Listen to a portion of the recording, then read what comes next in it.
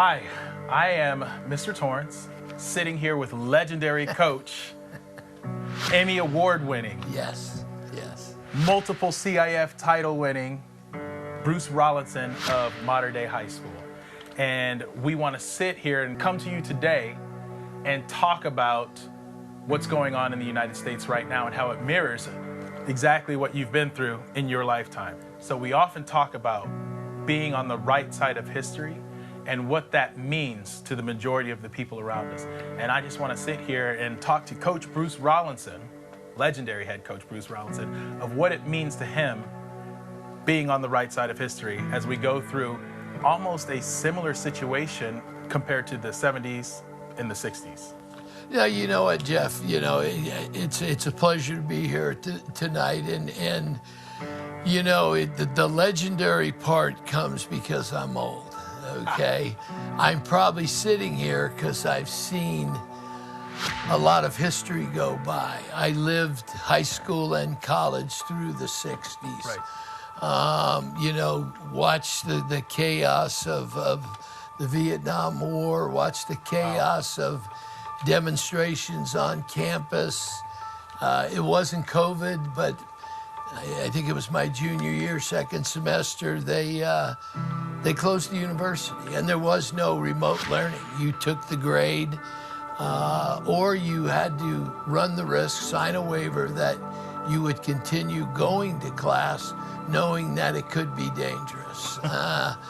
You know, there were no athletics similar to last March. Sounds familiar. Yeah, exactly. Yeah. So, and history has a tendency to repeat itself, as you and I know. I mean, you know, it's not the first rodeo where we've had social unrest, where we've had problems within this great country. And you know, yeah, I mean, I've seen a lot, I've witnessed a lot, and hopefully, you know, I can share some of that experience with everybody today. Right. And so what I want to do as a younger guy is kind of talk to you and basically just touch on some of the subject matters that we are seeing right now, because for someone like me, this is brand new. It's stuff that I've only read about in history books. When I'm sitting in my class as a sophomore in high school, I'm like, that was the past. Something like this could never, ever happen again. And now here I am saying to myself, oh my goodness, I can't believe something like this is happening again. And now that I'm an adult, I'm not saying that it won't happen again, but what do I do? How do I react? Well, you hope it doesn't happen again, but it's everything goes in cycles. All you got to do is look at the economy. But you know what we're referring to is that I was fortunate to be on a football scholarship at USC during the time that we're talking about, when the racial riots were heating up in a big way. I mean, Watts was on fire, and Detroit was on fire, and there were demonstrations everywhere, you know, and you didn't avoid it. We had demonstrations right on campus on a daily basis. Right. And, you know, at the start of my sophomore year, Coach John McKay, the legendary coach that I had the privilege to play for, had previously during the summer met with Bear Bryant, and they came to an agreement that the Trojans would open in Tuscaloosa, Alabama. We were ranked #1 in the nation, but it really was a bigger picture, which I didn't realize as a player. Right. You know, the Alabama football team was not integrated. It was an all-white football team. All-white football team in the SEC. Yeah, and one of 3 or 4 others. Obviously, you know, you and I have talked about, you know, the Civil Rights Bill had already been passed. Right. They were supposed to be integrating the schools, and yet here is one of the top universities and football powerhouses, and there's no black athletes, and here comes a highly integrated football team. It's important, you know, to try to tell the complete story. You know, I played here at Mater Dei High School. Right. And it never occurred to me that we only had one black player on our team. You know, and Orange County was pretty much a white community. But it's not something any of us ever thought about. Kids don't really think about that kind of stuff. No, we thought about where we were going to get lunch, how many times could we get to the beach, okay? Yeah. Who was going out with who. The same thing kids think about today. He's wearing my Letterman's jacket. Exactly, exactly. So, you know, none of that had an impact on me. I knew things were going on in the outside. I read about it. I'd hear my parents discussing it. And I think it's important to know a little bit about my parents. You know, that they were both, we moved out from New York.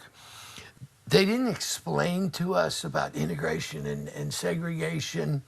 I think they let the education take care of that. Right. But they also never, there was no racial problems or any connotations that I ever got from my parents.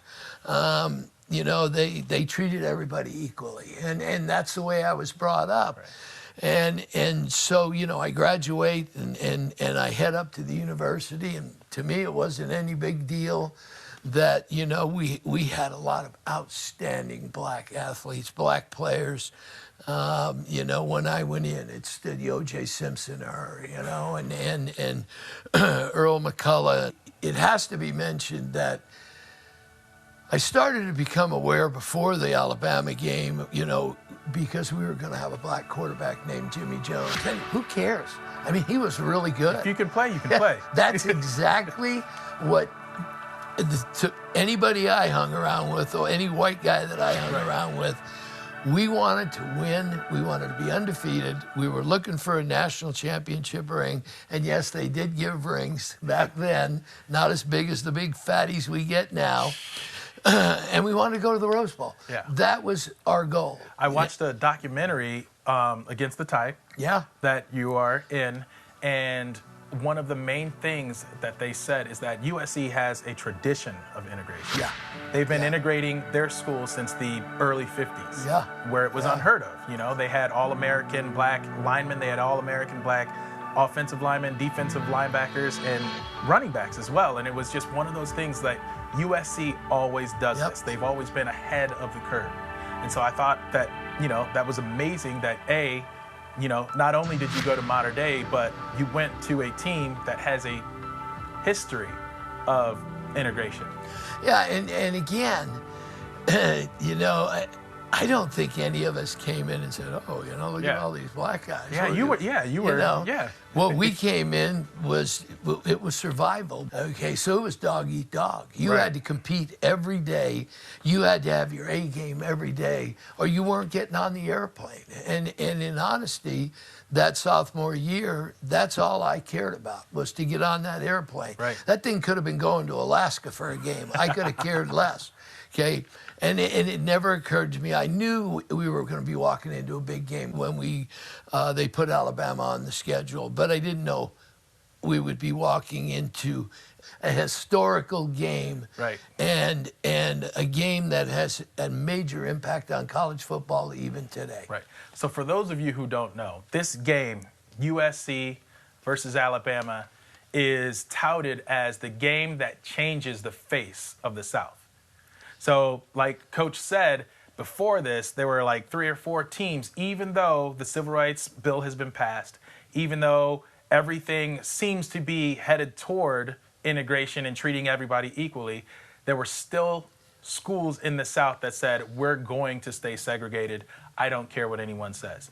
And so they create this deal between Alabama and USC, because USC is the #1 team, but also, according to Sports Illustrated and all of these other publications, USC is the true #1, and Alabama has no business being in the top 5 because they're still an all-white team.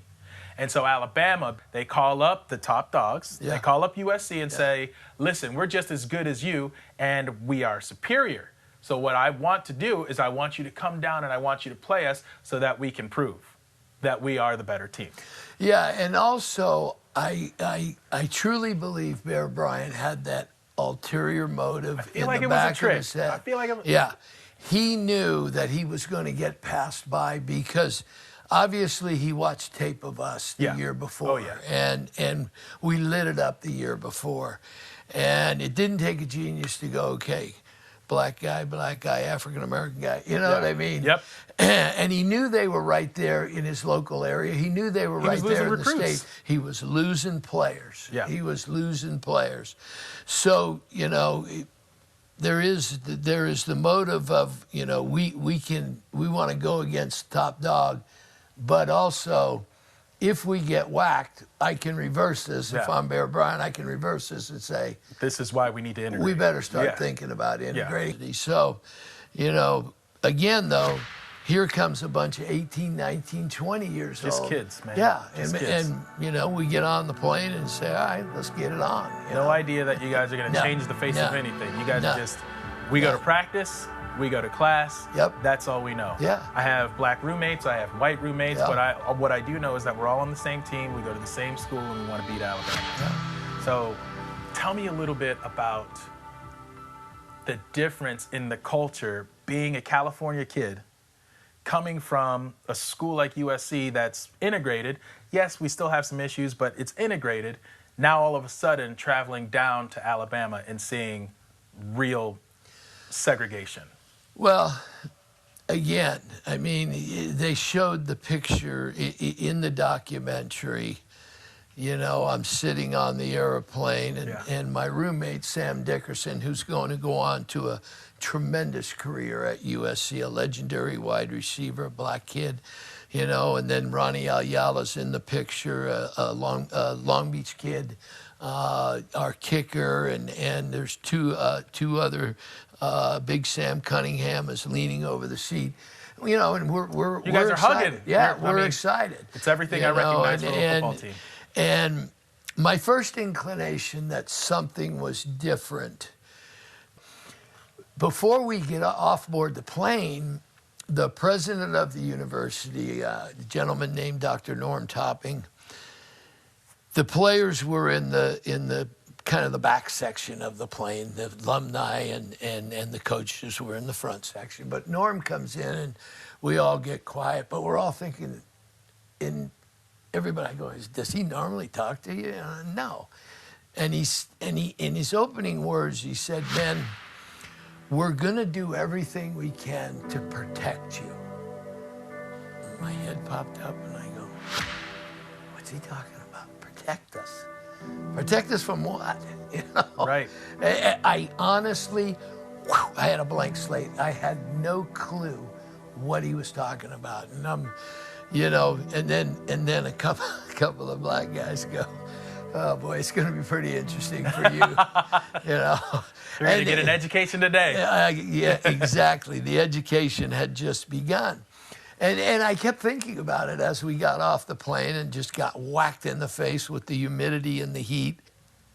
And we started through, and Jeff, I've never seen poverty like this, because we're driving through the outskirts of Tuscaloosa, and the houses are all up on stilts because of the floods and the tides or whatever it was.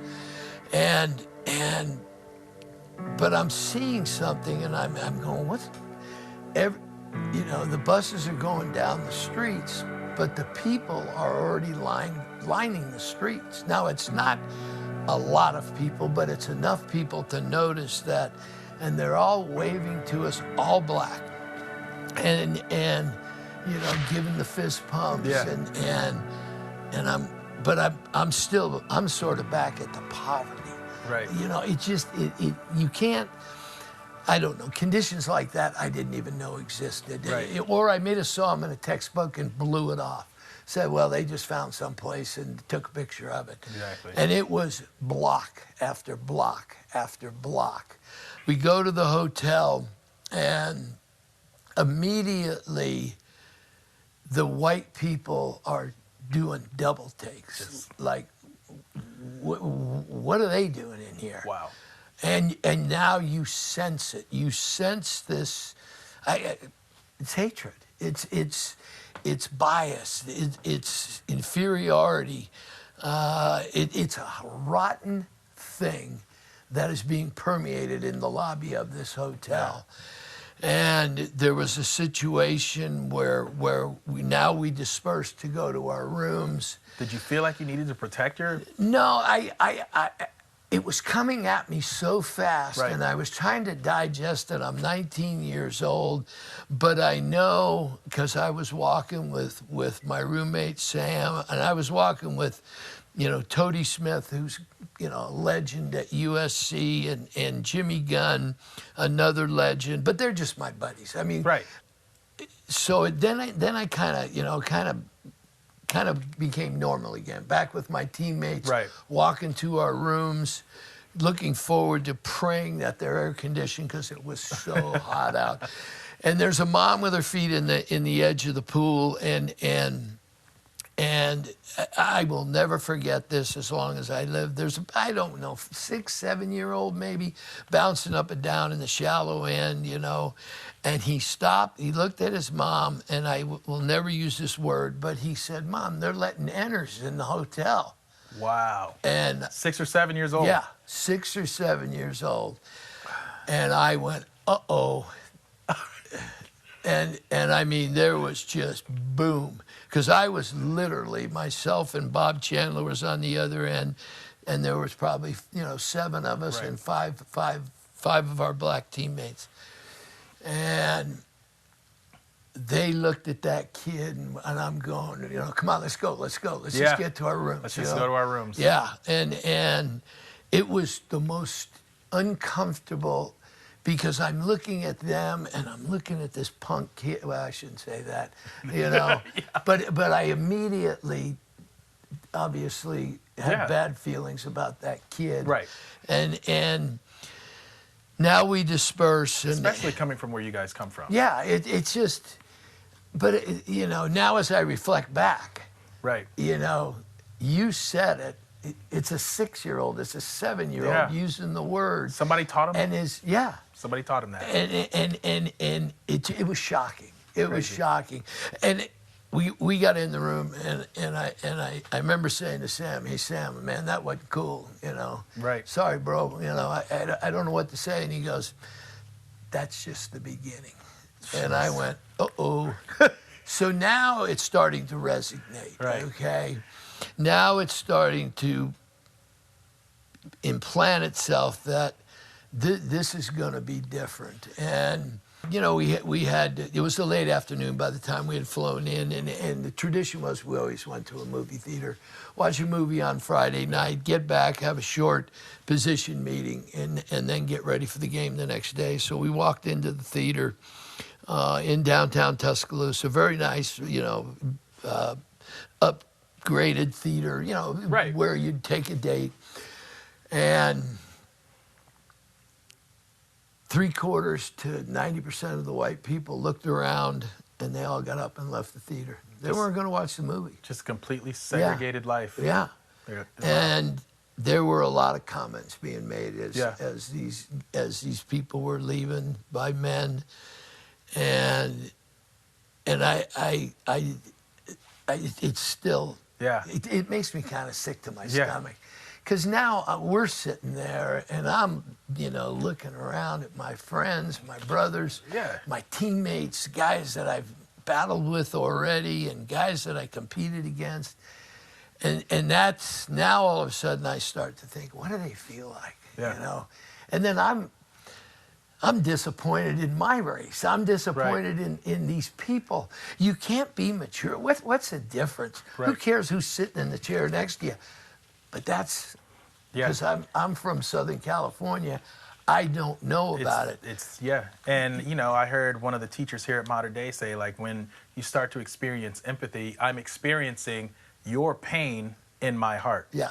And I feel like in that moment, you were overwhelmed with it because you're just like, man, I just want to watch a movie with my buddies. Exactly. I just want to relax because we're not running sprints right now. We always went to the movies, either the drive-in, and it was something you do on a normal basis. And now it's just completely become this statement situation. And, the emotions that were running through my young head at the time, the shock is still there. Even when I say it to you or say it to the camera, I still feel this. I don't even like to tell the story because it's such a disappointment. You fast forward, it's game day now, and it's exciting. I'll tell you, there's going to be 90,000 in the stadium. Of course. And Legion Field has an interesting history itself. It's if you stood at the top and looked out over Legion Field, okay, right down the street, within eyesight, is the Baptist church where the bombing took place. Where the 4 girls died. Yeah, where the 4 girls died. Wow. That's literally right there. Right across from the football field. Right. I didn't know that at the time, okay? But I guarantee you, because now you can see a little bit more, I'm going to say, not nervousness, but uncomfortableness by my teammates. They're a little edgier.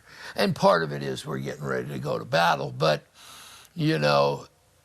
I remember thinking to myself, I don't think we're going to have to say much for this game. We went through warm-ups, and the majority of the crowd had already entered the stadium. And all white, I'm assuming. All white, and that was what I kept looking around the stadium, and I'm going, well, this is a trip. They're all white people. And then way up in the far corner, I think as a courtesy, they sold 5,000 tickets, but they had a section roped off for all the black attendees. And that pissed me off. Right. And I mean, they were so far, it was the farthest corner of the stadium. Just out of spite. So, what are they saying by that statement, And I know in the documentary, they made the majority of, the black residents stay outside. Yes. And, it's funny, you touched on it earlier, but you said, they were lining up, all the black residents were lining up for your buses, essentially treating you guys like the home team. Yeah. That's what some of the guys in this film I watched said, even though we were from Alabama, when USC came to town, they were our home team that night. Yeah. And it's true. It took the buses forever to get into the stadium. So now you go to game time, and I'm in the kickoff team, and nice. And, we kicked off to them. So I got, and I got down in there and got rocked around a little bit and had some fun. But the minute the contact started, here comes, the talk, and I'm going, really? How did the white guys on Alabama treat you? No, they were the ones popping off. Oh my gosh. They were the ones that were popping off, and it wasn't very nice. Let's just put it that way. Yeah. And I'm thinking, man, you're fueling a fire you don't want to mess with. And then now you can. I mean, it's a historical game. We lit them up from one side to the other, and that's when Sam Cunningham got off. Something like 136 yards and 12 carries and 3 touchdowns. And Sam wasn't even supposed to start. He was a freshman. Yeah, but the way McKay worked it is he went to the hot hand, and Sam had a 25, 30-yard run on his first carry, and so McKay, like he said, the football's not that heavy, just keep giving it to him, And I came into the game in the late third quarter, and I was playing offense, and so I blocked the guy on a sweep, and the guy grabs me by the throat, and has a couple nice words to say. Yeah, I mean, he goes, you Uncle Tom, you know what? To you? Yeah, to me. Wow. Just because you have black friends. Exactly. I had some choice words back to him, which ended with honor, glory, love. Yeah. Oh, yeah. For sure. For sure. But it was. But at the same time, I'm going. Okay. First of all, you get your ass handed to you. Yeah. We're just lighting you up. Right. And look at the scoreboard. But yet that didn't matter. This hatred was past anything that I had ever Unbelievable. seen. And we ended, the game ended, and you know, there's supposedly a legend that, you know, Bear Bryant came and grabbed Sam Cunningham and took him to their locker room and was supposedly said, this is a real football player. That didn't happen. You know, Sam will tell you. I mean, Sam's a very, very good friend of mine to this day. But Bear Bryant did come in our locker room, okay, and pretty much told us, you know, nobody's ever come into Tuscaloosa and done that to his university. And he congratulated us. Okay. You know, we celebrated, and then we got dressed, and you just wanted to get out of the locker room. It was so hot in there. And we went outside, and now the crowd had grown to massive numbers. So the estimation is that there were 10,000 people outside. Outside? Yeah, waiting for So us. these are all the residents? All black. I'll say all the black residents. All the black residents. Wow. And they were respectful, you know, parted, let you go to the bus, but just, you know, if you stopped and talked or signed an autograph, Wow, okay. you know, they were grinning ear to ear. Yeah. You know, they loved every second of it. And I remember the last thing that I would say is, you know, on the bus ride back and we're going to fly straight out. That's the way McKay did it. Yep. He didn't care what time we got back to L.A. And on the bus ride to the airport, I had all these conflicting emotions. Okay, we won a big game. I got to play a lot, you know, but yet, where am I at? You know, is this really, is this the United States? Did we fly out of country somewhere? Right, like, You know, it feels like a whole different country flying, okay. And now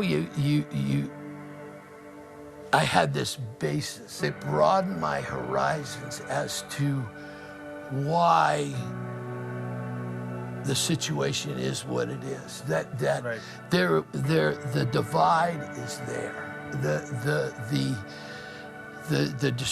The racial prejudice is deep, and it's deep rooted. And for most of those people, they weren't going to change. Even though a black team beat their white team, that wasn't going to change. They don't want to hear about it. Right. Yeah, I think it takes, and it's going to take a lot longer. I think we've turned a corner. I was going to just ask, do you think we're better now? Yeah, I think we're better now because, you know, you're looking at this old coach, and it's probably harder for you to see that, but I saw how bad it was. Right. Okay. I have no frame of reference. And if you go 20 years back from that, it's even worse. You know, you know, it was so deep-seated and so deep-rooted. And I'm not saying it's gone away. I don't know if it'll go away, but it is definitely better now than it was, what is that, 40, 50 years ago. And that's something I always try to get through to the kids, too. Yeah. Like, even though it seems bad now, we are force-fed so much negativity and so much anger and so much hatred that it feels like we're back in time.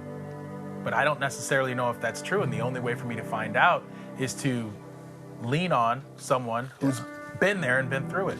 And so that's why I talk to you as much as I do, because people in your generation, will say, have a different perspective and different outlook on how everything is going and how everything feels. It's similar, but it's better, is the notion I'm getting from a lot of people older than me. But it should be better. But it should be better than where we're at. It should have happened faster. It's taken too darn long. Okay. And now you know, I mean, I've had integrated football teams since I became the head coach, and I didn't start it. I didn't integrate Mater Dei football, and now I look at my present players and players of the past, and you know, there's been situations, you know, and recent situations where there's no room for racial comments. And then when I talk to good men like our assistant coaches, you know, and you know, for him to tell me that he still has to have the talk with his son. Yeah. The talk is what to do if you're stopped by a white cop. Oh, And then I drove home after he told me that, and I go, "Come on, let's go." That's. Yeah. But I would imagine that some people are just tired. Like, if you guys have been through it in the 60s and then, you know, once again through the 90s, and then you say to yourself, here we are again in 2020. I mean, it's got to be exhausting. Yeah, it's discouraging. Right. It's discouraging. But then you have to look at the positives and the progress. At least we're talking about it. And exactly. Right. Exactly. And you know, there has been great progress, but it's slow and it's got to speed up. I mean, that would be my comment. You know, and we're all part of it. Nobody's exclusive of it. Right. It doesn't matter, you know. You just gotta. I think you gotta look inside yourself. You gotta look inside, and you have to say, all right, what do I truly believe? Who am I?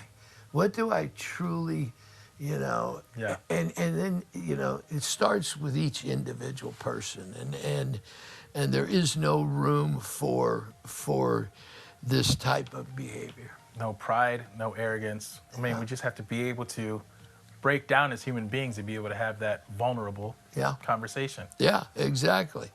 But I hope we've been able to, you know, today shed some light on it, because it's a situation that I like it that it's out in front now, you know. And I'll be honest with you, it has brought all the teaching back in me, you know. Right. Because I want my athletes to talk to me about it, and I want to learn more, you know, because I want their experience in Mater Dei football and at Mater Dei High School. And I think our school has made massive strides. Massive. And there's really some good stuff coming down the road, and we are united.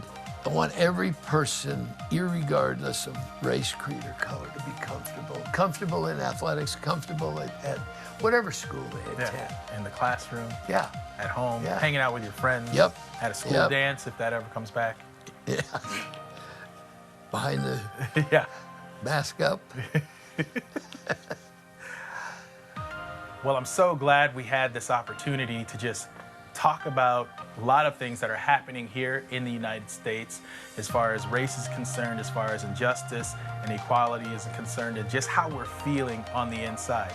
And I just want to thank you, Coach, for being here and being so gracious to share your wisdom and experience with us. You know, hopefully, like you say, that there's something that we can take away. Just you and I sitting together, okay? Just talking.